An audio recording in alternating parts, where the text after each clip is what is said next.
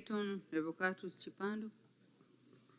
Asante Mheshimiwa Mwenyekiti, pamoja na majibu mazuri ya Mheshimiwa Naibu Waziri wa TAMISEMI.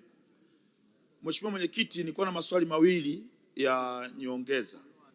Moja litakuwa swali, lakini la pili litakuwa maombi. Swali la kwanza,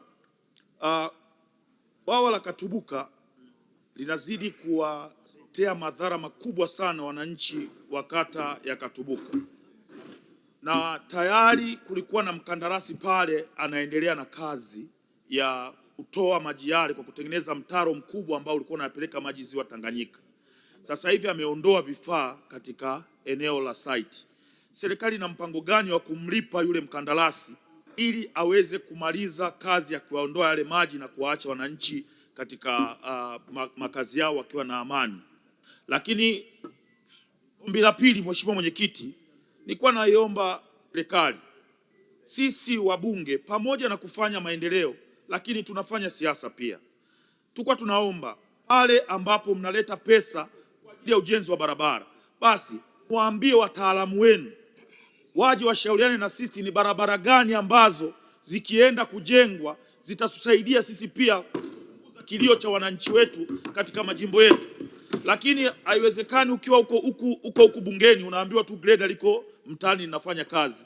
Unaweza kukuta hiyo barabara inayojengwa ni barabara ambayo kwenye ahadi zako kwa wananchi wako haina umuhimu kama kuna barabara zingine. Kwa mfano, kwa ruhusa yako Mwenyekiti, naomba nimtajie barabara 5 ambazo hata nikifa leo naomba zijengwe katika jimbo la Kigoma mjini.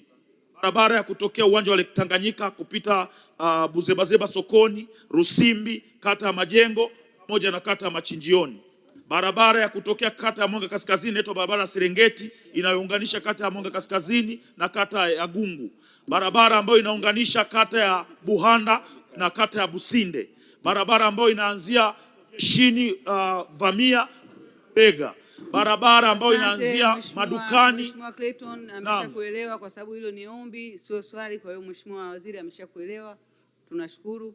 Nashukuru sana Mwenyekiti, naomba sana Mheshimiwa Waziri baki na hizi barabara kichwani hata nikifa leo. Hayo ndo maombi ya wananchi wa Kigoma mjini. Mheshimiwa Waziri, majibu.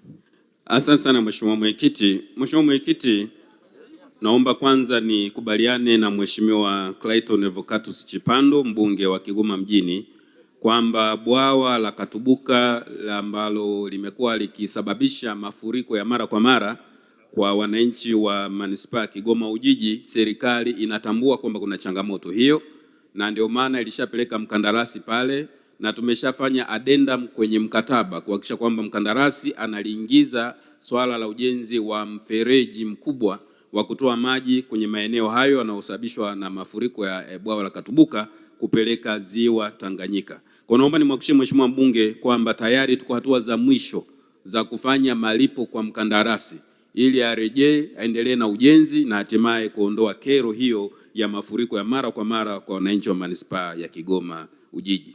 Ni swala la pili, Mheshimiwa Mwenyekiti, ni kweli kwamba kuna fedha ambazo zimeendelea kupelekwa za ujenzi wa barabara kwenye majimbo yote kote nchini likiwemo jimbo la Kigoma mjini, na hivi karibuni jimbo la Kigoma mjini imepelekewa jumla ya shilingi milioni 898 kwa ajili ya kujenga lami ya Baptist mita 800, lakini shilingi milioni 450 kwa ajili ya kujenga barabara ya Zuru kiwango cha zege mita 420, na bajeti ya Kigoma mjini imeongezeka kwa mwaka 2025-26 kutoka bilioni 3.2 za mwaka uliopita mpaka shilingi bilioni 5.33.